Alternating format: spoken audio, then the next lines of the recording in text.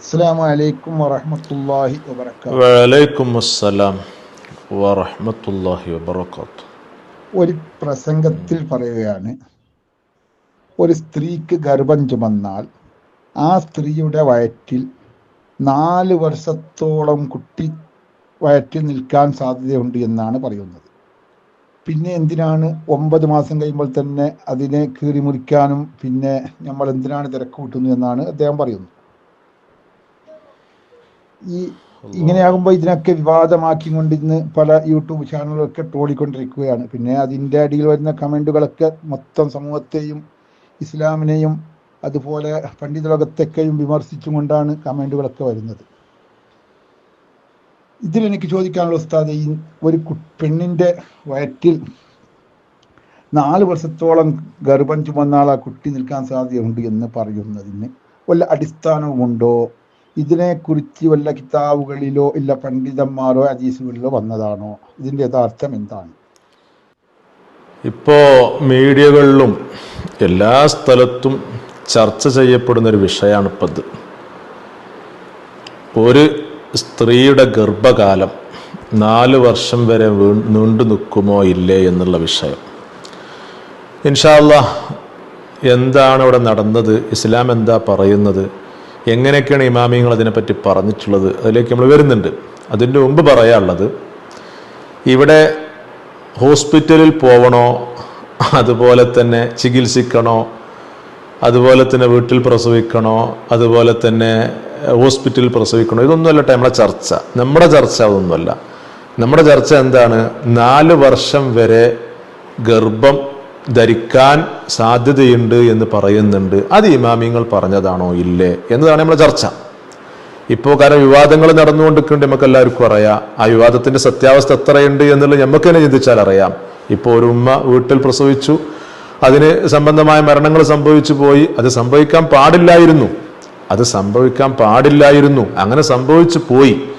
അല്ലാഹു തആല ഉമ്മാക്ക് മഗ്ഫിറത്ത് കൊടുക്കട്ടെ, അതുപോലെ തന്നെ പൊരുത്തപ്പെട്ട് കൊടുക്കട്ടെ, അവരുടെ ഖബറ് അല്ലാഹു തആല വിശാലാക്കി കൊടുക്കട്ടെ. അതുപോലെ തന്നെ ആ കുടുംബത്തിനുണ്ടാകുന്ന വിഷമങ്ങൾ, ആ കുട്ടിയെ നഷ്ടപ്പെട്ടു പോയ മാതാപിതാക്കളുണ്ട്, അതുപോലെ തന്നെ പെങ്ങളെ നഷ്ടപ്പെട്ട ആങ്ങളമാരുണ്ട്, അവരൊക്കെ ഉണ്ടല്ലോ അവിടെ. അവർക്കൊക്കെ അല്ലാഹു തആല വലിയ ക്ഷമ കൊടുക്കട്ടെ, ക്ഷമക്ക് പ്രതിഫലം അല്ലാഹു സ്വർഗം കൊടുക്കട്ടെ. നമുക്ക് ദുആ ചെയ്യാം. സംഭവിച്ചു പോയി. ഇനി അതിന്റെ സത്യവും അസത്യവും തമ്മിലുള്ള കാര്യങ്ങളൊക്കെ അത് പോലീസ് അന്വേഷിക്കുന്നുണ്ട്, കേസായിട്ടുണ്ട്, അത് അതിൻ്റെ വഴിക്ക് പോകും, അതങ്ങ് നടക്കട്ടെ. പിന്നെ എങ്ങനെ വന്നാലും ഇനി ഇവിടുന്ന് ഇനിയൊക്കെ അത് കഴിഞ്ഞു പോയി നാളെ പാരത്രിക ലോകത്ത് വരാനുണ്ട്. അവിടെ അള്ളാഹുവിന്റെ കോടതിയിൽ എല്ലാവരും ഉണ്ടാകും. അവിടെ സത്യങ്ങളും അസത്യങ്ങളും വേർതിരിച്ച് മനസ്സിലാവും. അലൈസല്ലാഹു ബിഹക്കമിൽ ഹക്കമീൻ. അപ്പൊ അവിടുന്ന് വിധി നിർണ്ണയിക്കും. അവിടുന്ന് ഒരാൾക്ക് രക്ഷപ്പെടാനും കഴിയൂല, ഒന്നും കഴിയൂല. അതിന്റെ ശിക്ഷയൊക്കെ തക്കതായ രൂപത്തിൽ അവിടുന്ന് കിട്ടുകയും ചെയ്യും. ഇവിടെയും നടക്കുന്നുണ്ട്, അതതിന്റെ വഴിക്ക് നടന്നു പോവട്ടെ. അപ്പൊ ആയതുകൊണ്ട് അതൊന്നുമല്ല ഇവിടുത്തെ ചർച്ച. അത് പിന്നെ വെച്ചുകൊണ്ട് പിന്നെ നമ്മുടെ പണ്ഡിതന്മാർ, ഇസ്ലാമിക നമ്മുടെ പണ്ഡിതന്മാർ, നമ്മൾ സ്നേഹിക്കുന്ന സാത്വികരായ നമ്മളെ ആലിമീങ്ങൾ, നമ്മളെ പണ്ഡിതന്മാർ, അവരുടെ വർഷങ്ങൾക്ക് മുമ്പ് നടന്നുപോയ പ്രസംഗങ്ങളൊക്കെ എടുത്തിട്ട് ഇതിന് യോജിപ്പിച്ചുകൊണ്ട്, അത് കൂട്ടി യോജിപ്പിച്ചുകൊണ്ട് പറയുമ്പം, അത് ചാനൽ എന്നൊക്കെ പറയുമ്പം നമുക്ക് എന്തിനാണ് നമ്മൾ ചാനലിനെ ആശ്രയിക്കുന്നത്? ഒരു വാർത്തയാണ്. ആ വാർത്ത സത്യമായ രൂപത്തിൽ ജനങ്ങളിലേക്ക് കൊണ്ടുവരാനല്ലേ എല്ലാവരും നോക്കേണ്ടത്. ഇതാണ് യഥാർത്ഥം, ഇതാണ് സത്യം എന്നുള്ളതാണ്. അതല്ലാതെ വിവാദങ്ങൾ ഉണ്ടാക്കുക, അത് ചാനലായാലും അതുപോലെ തന്നെ ഇസ്ലാമിലായാലും ഇനി അത് മതല്ലാത്തോലായാലും ആരായാലും വിവാദങ്ങൾ ഉണ്ടാക്കാനല്ല നോക്കേണ്ടത്. നേരെ മറിച്ച് ഇതിന്റെ യഥാർത്ഥം എന്താണ്, സത്യം എന്താണ് എന്നുള്ളത്. അപ്പൊ ഇപ്പൊ നടന്നൊരു സംഭവത്തെ ഏതോ വർഷങ്ങൾക്ക് മുമ്പ് നടന്നുപോയൊരു സംഭവമായിക്കൊണ്ട് യോജിപ്പിച്ചുകൊണ്ട് കണ്ടോ ഇങ്ങനെയൊക്കെയാണ് എന്ന് ആക്കി തീർക്കുമ്പം അതൊരിക്കലും ശരിയല്ല. അതൊക്കെ ഇവിടെ നടന്നുകൊണ്ടിരിക്കുന്നത് നമുക്ക് എല്ലാവർക്കും അറിയാം. ഏതായാലും ഞാൻ അതിലേക്കൊന്നും പോകുന്നില്ല. അപ്പൊ ആയതുകൊണ്ട് ഇവിടെ ഇപ്പൊ ചോദിക്കുന്ന ചോദ്യം എന്താ, നമുക്ക് കിട്ടേണ്ട എന്താണ്? 4 വർഷം വരെ ഗർഭം ചുമക്കാം എന്ന് പറഞ്ഞിട്ടുണ്ടോ എന്നുള്ളത്. അതുകൊണ്ടും ഞാൻ പറയുന്നു, ഇതൊരു ചികിത്സയുടെ ഒരു രൂപത്തിലൂടെ അല്ല പോകുന്നത്. കാരണം ഇസ്ലാമിൽ വ്യക്തമായിക്കൊണ്ട് എല്ലാ കാലത്തും എങ്ങനെയും അതിൻ്റെ നിയമങ്ങൾ പറഞ്ഞു വെച്ചിട്ടുണ്ട്. അതിനാണ് ഈ ഗ്രന്ഥങ്ങളൊക്കെ. ഇത്രയും ഗ്രന്ഥങ്ങൾ ഉണ്ടായിട്ട് പോലും ചില ചോദ്യങ്ങൾക്ക്, ചെറിയൊരു ചോദ്യങ്ങൾക്ക് എനിക്ക് തന്നെ ചിലപ്പോൾ ഈ ഗ്രന്ഥങ്ങളൊന്നും മതിയാകാതെ വരാറുണ്ട്. അപ്പൊ പിന്നെ വീണ്ടും എന്താകും, വീണ്ടും ഗ്രന്ഥങ്ങൾ വീണ്ടും നോക്കി പോകും. ഇതൊന്നുമല്ല, ഇത് വളരെ കുറച്ചേ ഉള്ളൂ. എത്രയോ ഗ്രന്ഥങ്ങൾ ഇല്ലാത്തതാണ് ഇവിടെ. ഉള്ള ഗ്രന്ഥങ്ങൾ കുറവേ ഉള്ളൂ. ഇസ്ലാമിന്റെ നിയമങ്ങൾ എഴുതിയ ഗ്രന്ഥങ്ങൾ കുറവാണ്, ഇനിയും ഇഷ്ടം പോലെയുണ്ട്. അപ്പൊ അതുകൊണ്ട് ഇസ്ലാം എന്ന് പറഞ്ഞാൽ ഒരു ചെറിയൊരു പ്ലാറ്റ്ഫോം ആയിട്ട് കൂട്ടരുത്. അത് വലിയൊരു പ്ലാറ്റ്ഫോമാണെന്ന് മാത്രമല്ല, ഏത് കാലഘട്ടത്തിലും. ഇപ്പൊ ഈ കാലഘട്ടത്തിൽ ആധുനിക ശാസ്ത്രം ഇത്രയൊക്കെ എത്തിയിട്ടുണ്ട്. ഇനി 100 വർഷങ്ങൾ കഴിഞ്ഞാൽ എങ്ങനെയൊക്കെയാണ് ഇവിടുത്തെ കാര്യങ്ങൾ വരുമെന്ന് പറയാൻ പറ്റില്ല. അപ്പൊ അവര് ചിലപ്പോൾ നമ്മളെ വരെ കളിയാക്കി പോകും, ഇവരൊക്കെ എങ്ങനെയാണ്. കാരണം അവരുടെ കാലാവുമ്പോഴേക്കും ഒരുപാട് കണ്ടെത്തലുകൾ കയറി വന്നിട്ടുണ്ടാകും. 100 വർഷങ്ങൾക്ക് മുമ്പ് ഈ പറയുന്ന സ്കാനിങ്ങുകളോ അതുപോലെ തന്നെ മറ്റുള്ള കാര്യങ്ങളോ ഒന്നും ഇല്ലാത്തൊരു കാര്യം ഉണ്ടായിരുന്നു. അതുപോലെ തന്നെ സമയം അറിയാൻ ഇപ്പൊ വാച്ചിലേക്ക് നോക്കിയാൽ ക്ലോക്കിലേക്ക് നോക്കിയാൽ ഇതൊന്നും ഇല്ലാത്തൊരു കാര്യം ഉണ്ടായിരുന്നല്ലോ. അന്നത്തെ ജനങ്ങൾ നിസ്കാരത്തിന്റെ സമയങ്ങൾ ഗണിച്ചിട്ടില്ലേ?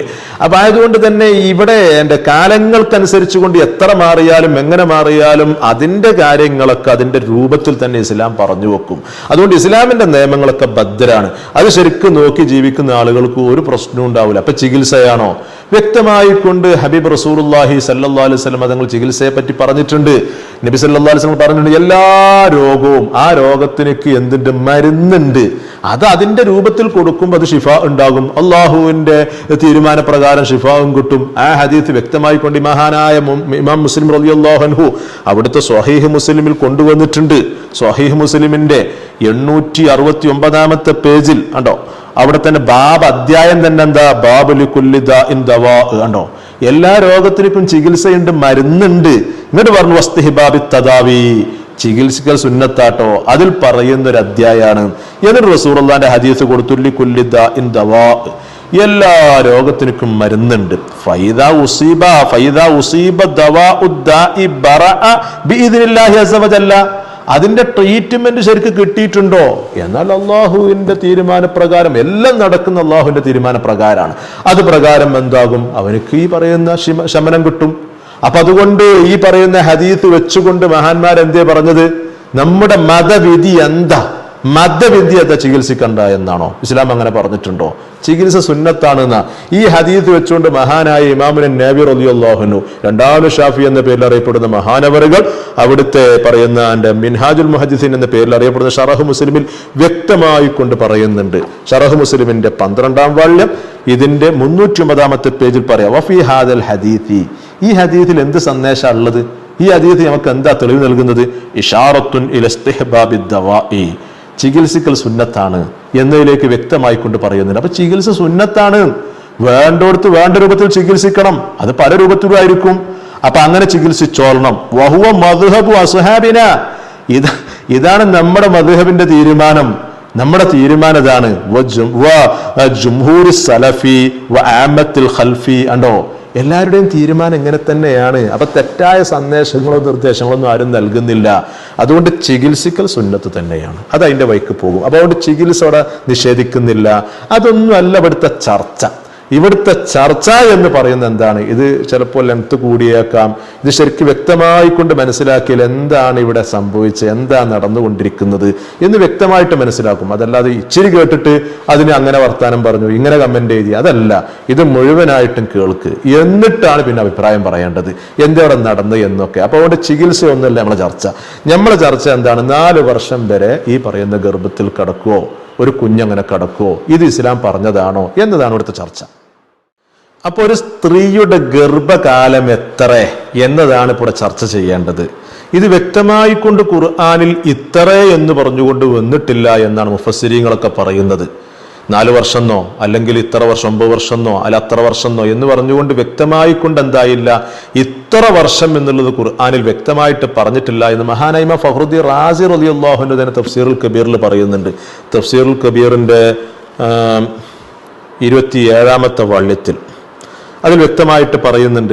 28-ാമത്തെ വാള്യത്തിൽ ഇതിന്റെ 16-ാമത്തെ പേജിലുണ്ടോ, വ അമ്മ അക്സറു മുദ്ദത്തിൽ ഹംലി, കണ്ടോ, ഈ ഗർഭം അധികരിച്ചാൽ എത്ര വരെ പോകും, ഒരു സ്ത്രീയുടെ ഗർഭം അധികരിച്ചാൽ എത്ര വരെ പോകും.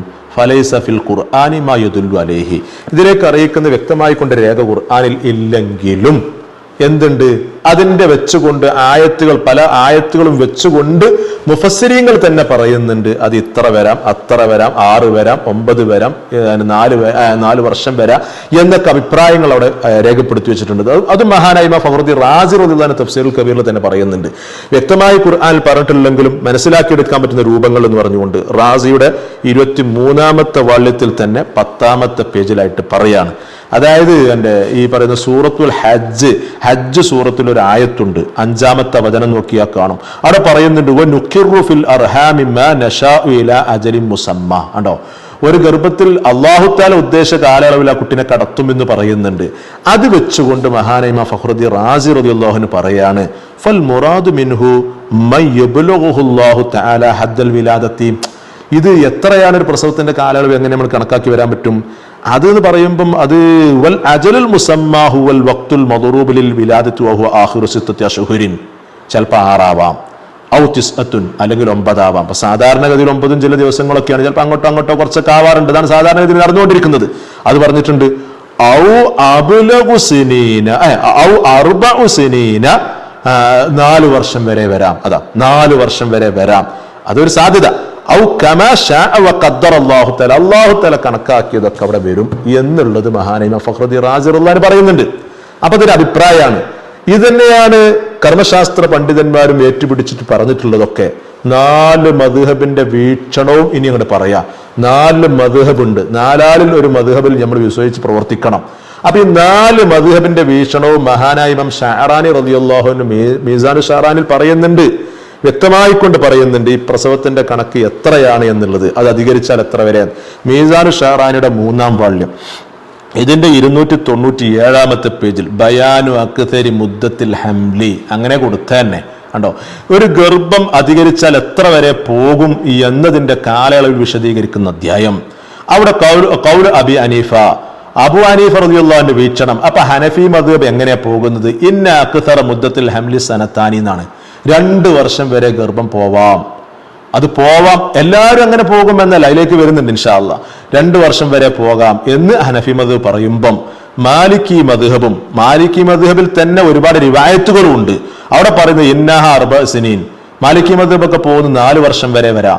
ഔ 5 സിനീൻ, 5 വർഷം വരെ വരാം.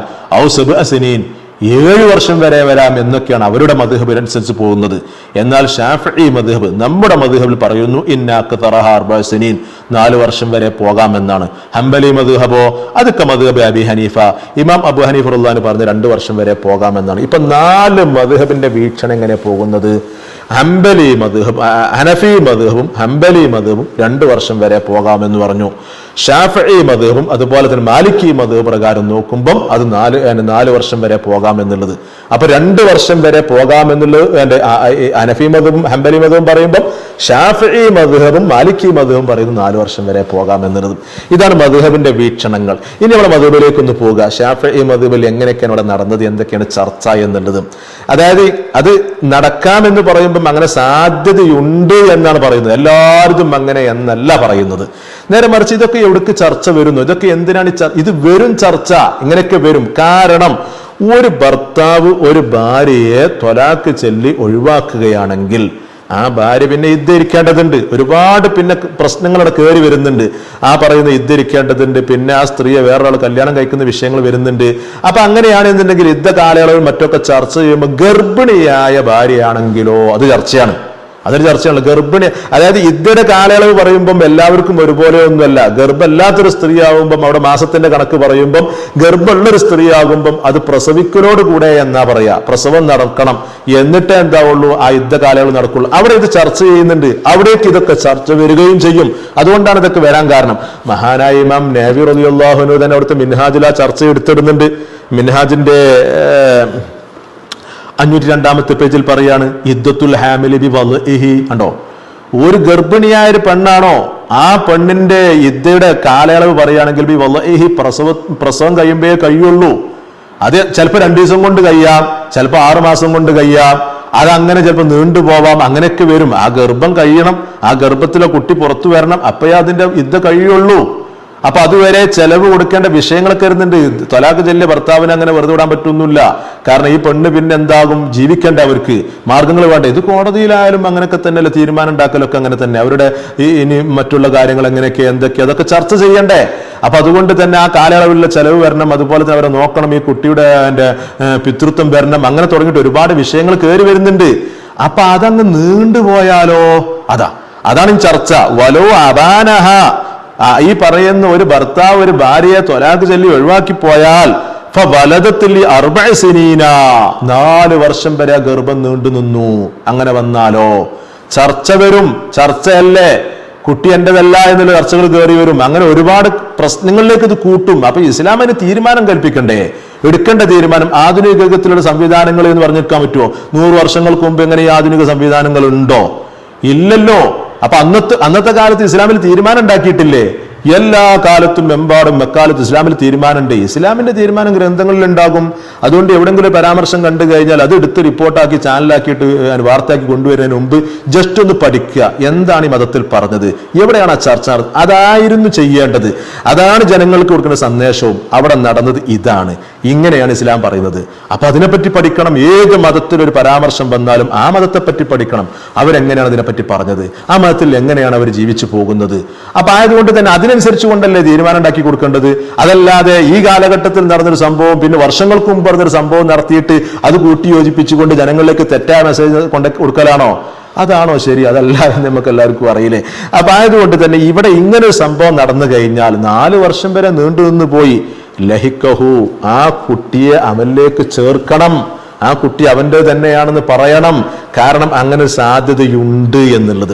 ഇനി അങ്ങനെ ഉണ്ടോ? അപ്പൊ ഇത് പറയുമ്പം എല്ലാവരും ഈ പറയുന്ന 4 വർഷം വരെ ഗർഭം ചുമക്കാം എന്നൊന്നും ഇസ്ലാം പറഞ്ഞിട്ടില്ല. അതൊരു സാധ്യത പറഞ്ഞതാണ്. മഹാനായ ഇമാം നബവി റളിയല്ലാഹുവിന്റെ മിൻഹാജ് വിശദീകരിച്ച കൂട്ടത്തിൽ ഒരുപാട് വിശദീകരണങ്ങളുണ്ട്, ഷർഹുകളുണ്ട് മിൻഹാജിന്. ഏറ്റവും കൂടുതൽ ഷർഹ് ചെയ്തപ്പെട്ട ഒരു കിതാബ് മിൻഹാജ് എന്ന് പറഞ്ഞാൽ തെറ്റൊന്നുമില്ല. 100ന്റെ മേലെ ഈ പറയുന്ന ഇമാമിങ്ങൾ എന്തായിട്ടുണ്ട്, അതിനൊക്കെ ഷർഹ് ചെയ്തിട്ടുണ്ട്. അത്രയും ഒരു പ്രബലമായ ഒരു ഗ്രന്ഥമാണ് നബവിയുടെ മിൻഹാജ്. അതിനക്ക് ഏറ്റവും അറിയപ്പെട്ട ഷർഹ് അശാരിഹ് എന്ന പേരിൽ അറിയപ്പെടുന്ന മഹാനായ ഇമാം മഹല്ലി റളിയല്ലാഹു അൻഹു കൻസുർ റാഗിബീൻ, ഇതാണ് മിൻഹാജിന്റെ അറിയപ്പെട്ടൊരു ഷർഹ്. അത് അടിപൊളിയിൽ വിശദീകരിച്ചിട്ടുണ്ട്. അതിൽ വ്യക്തമായി കൊണ്ട് പറഞ്ഞു എന്താണ് ഈ പറഞ്ഞതിന്റെ അർത്ഥം എന്നുള്ളത്. ഇതിന്റെ 4-ാം വള്ളി നോക്ക്, ഇതിന്റെ 78ാമത്തെ പേജ് നോക്ക്. ലി അന്ന മുദ്ദത്തൽ ഹംലി, എന്തേ ഇങ്ങനെ 4 വർഷം വരെ ഒരു സ്ത്രീ ഗർഭം ചുമന്നു കഴിഞ്ഞാൽ ആ കുട്ടി ആരിലേക്ക് ചേർത്തണമെന്നുള്ള ചർച്ച കൊടുക്കാൻ കാരണം ഒരു ഗർഭത്തിന്റെ കാലയളവ് പറയുകയാണെങ്കിൽ കതു തെബുലുഗു, ശരിക്കും നോക്ക്, കതു തെബുലുഗു. കത് തെബുലുഗു എന്ന് പറയുമ്പോൾ സാധ്യതയാണ്, അല്ലാതെ എല്ലാവരും അങ്ങനെ എന്നല്ല. കാരണം മുലാരി എന്ന് പറയുന്ന പദത്തിൽ കത് വന്നു കഴിഞ്ഞാൽ എന്തിനാ വരിക? അപൂർവത്തിൽ അപൂർവം സംഭവിക്കുന്നതിന്. അത് കില്ലത്തിനല്ലേ, അല്ലാതെ എല്ലാം അങ്ങനെയാണെന്നല്ലല്ലോ. അപ്പൊ കതു തെബുലു, അതല്ലേ നഹ്വിയായ കാനൂനൊക്കെ, നിയമം അങ്ങനല്ലേ. കതു തെബുലുഗു, അപ്പൊ എന്തുണ്ട്? അത് 4 സിനീന, 4 വർഷം വരെ പോകാൻ സാധ്യതയുണ്ട് എന്നുള്ളത്. അത്രയേ ഉള്ളൂ. എല്ലാവരും അങ്ങനെയെന്ന് പറഞ്ഞിട്ടില്ല. ആ ഒരു ഇബാറത്ത് മാത്രം മതി അത് പിടിക്കാൻ. കതു തെബുലുഗു, അത് ഈ പറയുന്ന 4 സിനീൻ, 4 വർഷം വരെ വരാൻ സാധ്യതയുണ്ട്. അപൂർവത്തിൽ അപൂർവമൊക്കെ ചിലപ്പോൾ സംഭവിച്ചൂടായില്ല. എല്ലാവരും അങ്ങനെ എന്ന് പറയുന്നില്ല. വഹിയ അക്തറു മുദ്ദത്തിഹി, ഉണ്ടോ, ഏറ്റവും അധികരിച്ച കാലയളവ് എന്ന് പറയുമ്പോൾ, ഗർഭത്തിന്റെ കാലയളവ് എന്ന് പറയുമ്പം അത് 4 വർഷം എന്ന് വരെ പറഞ്ഞ കണ്ട്. അപ്പൊ ആ അടിസ്ഥാനത്തിൽ വരുമ്പോ അങ്ങനെ ചേർത്തി നോക്കണം എന്നാണ് പറയുന്നത്. ഇനി അതും പോരാ, ഇനി അവിടെയും നിർത്തിയിട്ടില്ല. ഇസ്ലാമിന്റെ ഈ പറയുന്ന ചർച്ച അവിടെ നിൽക്കുന്നില്ല. അപ്പൊ ഈ 4 വർഷം വരെ എന്ന് പറയുമ്പോൾ ഇതിന്റെ തുടക്കം എവിടുന്ന് കൂട്ടും? എപ്പോഴാണ് ഈ ഗർഭം ധരിച്ചെന്ന് കണക്ക് കൂട്ടുക? ഇപ്പൊ ആധുനിക യുഗം ഇത്രയൊക്കെ എത്തി, സജ്ജീകരണങ്ങളും സംവിധാനങ്ങളും ഇത്രയൊക്കെ ഉണ്ട്. നമ്മൾ തന്നെ നമ്മുടെ ഭാര്യമാര് ഗർഭിണിയാണ് സമയത്ത് അത് എത്ര മാസം എന്ന് കണക്കാക്കുന്നോർത്ത് ദിവസങ്ങളൊക്കെ അങ്ങോട്ടും ഇങ്ങോട്ടും ഇച്ചിരി വ്യത്യാസപ്പെടുന്നുണ്ട്. ഇത്രയൊക്കെ സംവിധാനങ്ങൾ ഉപയോഗിച്ച് നമ്മൾ നോക്കിയിട്ട് പോലും നമുക്കെല്ലാവർക്കും അറിയാം, കറക്റ്റ് പിടിച്ചുകൊണ്ട് ദിവസവും മണിക്കൂറും ഇന്ന് നമുക്ക് പറയാൻ കഴിയുന്നില്ല. ഉണ്ടോ? ഡോക്ടർമാർ ഏകദേശം സാധ്യതകളൊക്കെ പറയുമെന്നല്ലാതെ കറക്റ്റായിട്ടുണ്ട് ഉറപ്പിച്ച് പറയാൻ കഴിയുന്നില്ല. അപ്പൊ അതുകൊണ്ട് ഈ ചർച്ച അന്നും നടന്നിട്ടുണ്ട്, നൂറ്റാണ്ടുകൾക്ക് മുമ്പ് നടന്നിട്ടുണ്ട്. അപ്പൊ ഈ 4 വർഷത്തിന്റെ തുടക്കം എന്ന കൂട്ടുക ഈ പറയുന്ന ബന്ധപ്പെടൽ നടന്ന് ചിലപ്പോൾ 1 മാസം മുമ്പായിരിക്കും. അതിന്റെ ശേഷം ഒരുപാട് പ്രശ്നങ്ങളും അതുപോലെ തന്നെ അങ്ങോട്ടും ഇങ്ങോട്ടും വാക്കുതർക്കങ്ങളൊക്കെ വന്നു. അവസാനം പിരിയലുണ്ടായ 1 മാസം കഴിഞ്ഞിട്ടാണ്. അപ്പൊ പിരിയോണം മുതൽക്കാണോ ഈ 4 വർഷം കണക്കൂട്ടുക? അതല്ലേ ബന്ധപ്പെടൽ നടന്ന അത് മുതൽക്കാണോ? ഈ അവസാനം ബന്ധപ്പെട്ട് മുതൽക്കാണോ കണക്കൂട്ടുക? അതൊരു ചർച്ച വരുമല്ലോ. അതുവരെ ചർച്ച ചെയ്തു. അവിടെ നിർത്തിവെച്ചിട്ടില്ല. മഹാനായ ഖാത്തിമുൽ മുഹഖ്ഖീൻ, തീരുമാനം കൽപ്പിക്കുന്ന മഹാവലിയ പണ്ഡിതൻ ഷാഫി മദ്ഹബിലെ മഹാനായ ഇബ്നു ഹജർ ഹൈതമി റളിയല്ലാഹു അൻഹു, അവിടുത്തെ തുഹ്ഫത്തുൽ മുഹ്താജിൽ അതും ചർച്ച കിട്ടു. ഈ പറയുന്നതിന്റെ 8-ാം വാള്യം, ഇത് മിൻഹാജിന്റെ ഷറഹല്ലേ, ഈ 8-ാം വാള്യത്തിന്റെ 453-ാമത്തെ പേജിൽ പറയാണ്, വബ്തിദാഉഹ, 4 വർഷം വരെ ഗർഭം ചുമക്കാമെന്ന് ഇബ്നു ഹജർ ഹൈതമി തങ്ങളും പറഞ്ഞു. എന്നിട്ട് പറയാണ് വബ്തിദാഉഹ, ഈ 4 വർഷത്തിന്റെ തുടക്കം എങ്ങനെ കൂട്ടും? മിൻ വഖ്തി ഇംകാനിൽ വത്ഇ ഖബ്ലൽ ഫിറാഖ്, ഉണ്ടോ, അപ്പൊ അവിടെ ഈ പറയുന്ന സംയോഗം നടന്ന ബന്ധപ്പെടൽ നടന്ന അതിന് സാധ്യതയുള്ള സമയം കൂട്ടിയിട്ട് ഈ പറയുന്ന പീരിയഡിന്റെ മുമ്പായിട്ട് കണക്കൂട്ടണം. പീരിയഡ് സമയമല്ല കണക്കൂട്ടേണ്ടത്. ഇപ്പൊ ചിലപ്പോൾ ഒരു വർഷമൊക്കെ ചിലപ്പോൾ എന്താകും, അവർ ചിലപ്പോൾ അങ്ങോട്ടും ഇങ്ങോട്ടും കേസായിട്ടും മറ്റായിട്ടൊക്കെ പോകാൻ സാധ്യതയൊക്കെ ഉണ്ടാകും. അപ്പൊ അത് മുതൽക്കല്ല കൂട്ടേണ്ടത്. എവിടെ മുതൽക്കാ ബന്ധം നടന്നത് അവിടെ മുതൽക്ക് കണക്കൂട്ടി പോകണം എന്നുള്ളതൊക്കെ പറയുന്നുണ്ട്. പിന്നെ വല്ല ഹാസിലിട്ട് പറയുന്നുണ്ട്, ചിലപ്പോൾ അങ്ങോട്ടും ഇങ്ങോട്ടും കുറച്ചൊക്കെ വ്യത്യാസപ്പെടാനൊക്കെ സാധ്യത ഉണ്ടാകും എന്നുള്ള കാര്യങ്ങളൊക്കെ പറയുന്നുണ്ട്. അപ്പൊ അത്രത്തോളം ചർച്ച ചെയ്തു. അപ്പൊ നിങ്ങൾ പറയും ഇതൊക്കെ ഇപ്പൊ തീരുമാനിക്കാൻ ആധുനിക യുഗത്തിലുള്ള സംവിധാനങ്ങളില്ലേ, അതുപോലെ തന്നെ പുറത്തെടുക്കാൻ അങ്ങനെ സംവിധാനങ്ങളില്ലേ ഈ കാലഘട്ടത്തിൽ എന്ന് പറഞ്ഞാണ്ട്. ഞാൻ ചോദിക്കട്ടെ, 100 വർഷങ്ങൾക്ക് മുമ്പ് ഇങ്ങനെയൊക്കെ ഉണ്ടോ? ഇതൊക്കെ എത്രയോ നൂറ്റാണ്ടുകൾക്ക് മുമ്പ് നടന്ന ചർച്ചകളൊക്കെയാണ് ഈ നടക്കുന്നത്. അപ്പൊ ഇതൊന്നും ഇല്ലാത്തൊരു കാലഘട്ടം ഉണ്ടായിരുന്നില്ലേ? അപ്പൊ അന്ന് എന്താ ചെയ്യുക? അതായത് ഒരു സ്ത്രീ ഗർഭിണിയായി കഴിഞ്ഞാൽ ഓപ്പറേഷനുകളൊക്കെ ഇല്ലാത്തൊരു കാലം ഉണ്ടായിരുന്നില്ല. പുറത്തെടുക്കാൻ ബുദ്ധിമുട്ടാവുന്ന കാലഘട്ടത്തിൽ എന്താ ചെയ്തിരുന്നത്? അപ്പൊ തടസ്സാകല്ലേ, അതങ്ങനെ കാത്തിരിക്കല്ലേ ചെയ്യുക, അല്ല എന്താ ചെയ്യുക? അപ്പൊ അതുകൊണ്ട് പ്രയാസമാകുന്നൊരു സമയം വന്നു കഴിഞ്ഞാൽ ഉണ്ടാകുന്നൊരു തീരുമാനം ഉണ്ടാക്കണ്ടേ? ആ ഒരു തീരുമാനമാണ്, അങ്ങനെയാണ് ആ ചർച്ച എന്നുള്ളത് വ്യക്തമായിക്കൊണ്ട് മഹാനായ ഇമാം ഷർവാനി റളിയല്ലാഹു അൻഹു ആ ത്വഹ്ഫയെ അധികരിച്ചുകൊണ്ട് വ്യക്തമായിക്കൊണ്ട് ഇതിന് റീസണും വിശദീകരണം നൽകുന്നുണ്ടല്ലോ. ഇതിന്റെ 10-ാം വാള്യം ഇതിന്റെ 24-ാമത്തെ പേജിൽ പറയാണ്, ലവിസ്തമറ ഹയ്യൻ ഫീ ബത്നിഹാ, ഒരു ഉമ്മാന്റെ വയറ്റിൽ ഒരു കുഞ്ഞ് അങ്ങനെ സ്ഥിരപ്പെട്ട് നിൽക്കുകയാണ്, പുറത്തു വരുന്നില്ല. വസാദ അലാ 4 സനീൻ, 4 വർഷം വരെ അങ്ങനെ പോവുകയാണ്. സംഭവിച്ചൂടാ? കാരണം പുറത്തെടുക്കാൻ സംവിധാനങ്ങളിൽ അതാ പറഞ്ഞ ബുദ്ധിമുട്ടാണ്, പുറത്തെടുക്കൽ കഴിയുന്നില്ല. അത് ഈ കാലഘട്ടത്തിൽ ചിലപ്പോൾ പറയുമ്പോൾ എന്താവും, നമുക്ക് ഉൾക്കൊള്ളാൻ കഴിയില്ല. ശരിയാണോ? എന്നാൽ അത് നൂറ്റാണ്ടുകൾക്ക് മുമ്പുള്ള ഒരു കാലഘട്ടത്തേക്ക് ചിന്തിച്ചു നോക്ക്. അപ്പൊ അങ്ങനെ ഉണ്ടാവൂലേ? അപ്പോഴും വേണ്ടേ ഇവിടുത്തെ നിയമങ്ങൾ വേണ്ടേ? ആ നിയമമാണ് ഇവിടെ എഴുതി വെച്ചത്. എല്ലാ കാലഘട്ടത്തേക്കുള്ള നിയമങ്ങളോട് കയറി വരും. ചിലപ്പോൾ ഈ കാലഘട്ടത്തിൽ അങ്ങനെ പുറത്തെടുക്കാൻ കഴിയാതെ വന്നാലോ, അങ്ങനെ സംഭവിച്ചാലോ, അങ്ങനെ കഴിയുന്നില്ല, പുറത്തെടുക്കാൻ ഒരു ഡോക്ടർമാർക്കും കഴിയുന്നില്ല, അങ്ങനെ വന്നാലോ, അപ്പോഴും വേണ്ട ഒരു തീരുമാനം വേണ്ട. ഇവിടെ ഏതൊരു തീരുമാനം വരേണ്ടതില്ലേ? ലം തൻഖളി ഇദ്ദതുഹ, അപ്പോഴൊന്നും അവളുടെ യുദ്ധ കഴിഞ്ഞു പോകൂല, യുദ്ധ കഴിഞ്ഞു പോകണമെങ്കിൽ പ്രസവം നടക്കേണ്ട വേണം എന്ന രൂപത്തിലേക്കുള്ള ചർച്ചയൊക്കെയാണ് അവിടെ നടന്നു പോയത്. അപ്പൊ ആയതുകൊണ്ട് തന്നെ ഇത് എന്ന് പറഞ്ഞ ഇത് എല്ലാ പണ്ഡിതന്മാരും ഇപ്പം ഇബ്നു ഹജർ ഹൈത്തമി തങ്ങൾ അങ്ങനെ പറയുമ്പോൾ റംലി ഇമാം ഇങ്ങനെ തന്നെ വിയോജിപ്പൊന്നുമില്ല. അപ്പൊ അതുകൊണ്ട് ഇങ്ങനെയൊക്കെ സംഭവിക്കാം.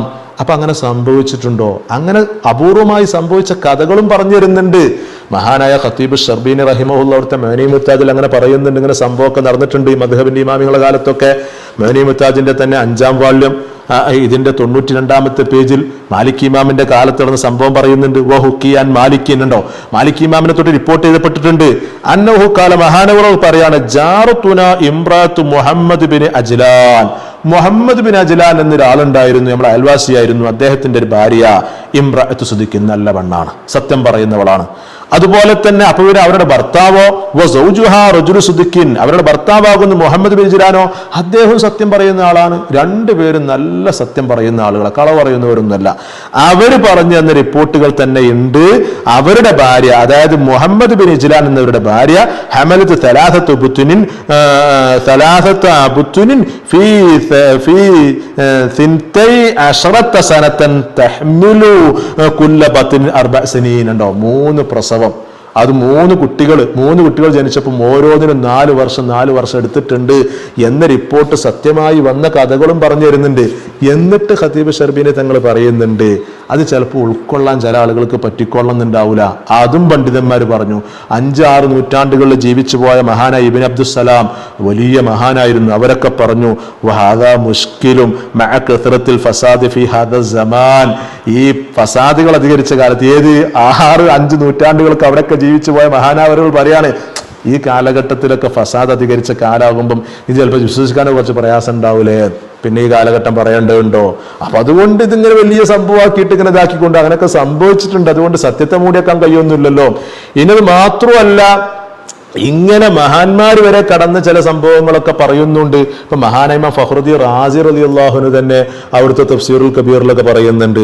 തഫ്സീറുൽ കബീറിന്റെ 19-ാം വാള്യം അവർ തന്നെ പറയുന്നുണ്ട് ഇങ്ങനത്തെ മഹാന്മാരുണ്ടായിരുന്നു എന്നുള്ളതൊക്കെ. ഇതിന്റെ 15-ാം വാള്യത്തിലുണ്ടോ,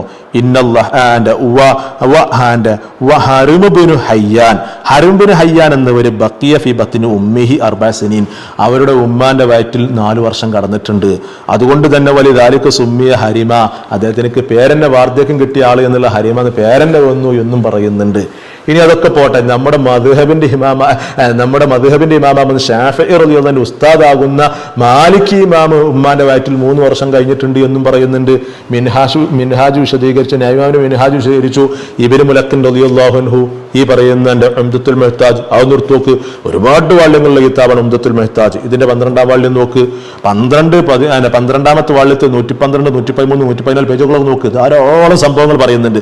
അതിൽ പറയുന്നുണ്ട് മാലിക് ഇമാമിനെ പറ്റിയിട്ട് ഹമലത്ത് മാലിക്കിൻ ഉമ്മുഹു 3 സിനീൻ ആണോ, ഉമ്മാന്റെ വയറ്റിൽ മാലിക് ഇമാം 3 വർഷം കടന്നിട്ടുണ്ട് എന്നുള്ളത് അത് സത്യമായി വരും ചെയ്യും. കാരണം എന്താ, മാലിക് ഇമാമിന്റെ വീക്ഷണ പ്രകാരം 4 വർഷം വരെയൊക്കെ കടക്കാമെന്നുള്ള അഭിപ്രായം അവർ പറയുന്നുണ്ട്.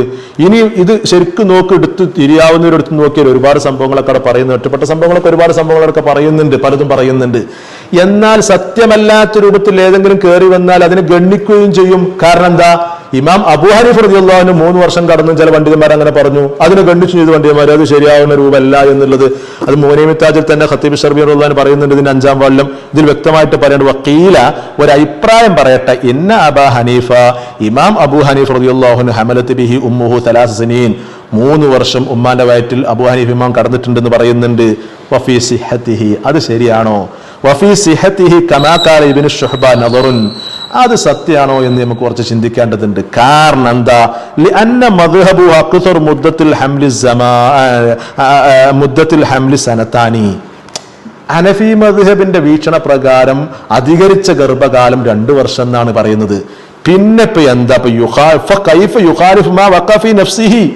സ്വന്തം നഫ്സിൽ 3 വർഷം സംഭവിച്ചു എന്ന് പറയുമ്പോൾ ആ മദ്ഹബിൽ എങ്ങനെ, ആ മദ്ഹബിന്റെ ഇമാം 2 വർഷം എന്ന് പറയല്, 3 വർഷമെങ്കിലും പറയണ്ടേ?